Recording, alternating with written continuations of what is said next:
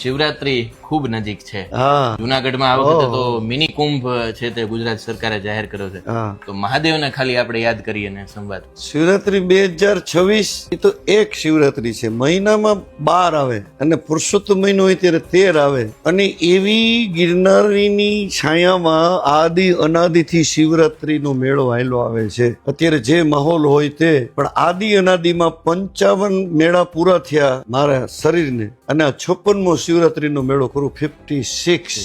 જયારે લાઇટો નહોતી ને પેટ્રોમેક્સ બત્તીઓમાં આપણે હવા ભરતા ઓલા મેન્થલ ચડાવતા ને એને ઉતારે ભોજન ને ભજનની વ્યવસ્થા થતી, વગર માયકે ભજન થતા ને બધા એને સંભળાતા. અત્યારે ભલે ગમે એટલું આપણે કરીએ, કારણ કે એ વિસ્તાર, એ પ્રાચીનતા, એ ગરવો ગઢ ગિરનાર, એ બધું એટલું જ છે.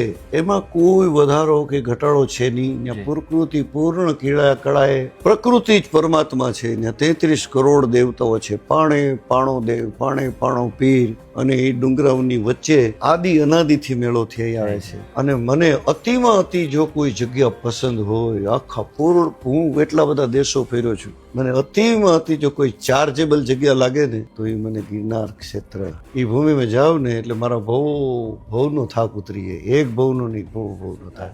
એમાં પાછો શિવરાત્રીનો મેળો 2026નો મારા ખર્ચે બધું ભાડે, મારે કોઈ પોતાની જગ્યા તો ત્યાં છે નહીં, એટલે બધું ભાડે લઈ જાઓ, બધું ત્યાં ટેન્ટ મોટા મોટા ડોમ નાખો ને ત્યાં હરિહર બધાને કરાવવું ને 5 ટાઈમ, બપોરને સાંજે તો ખરું જ. પછી રાત્રિના બધું ભોજન બંધ કરી અને રાત્રિના પછી નાસ્તા ચાલુ કરી દઉં.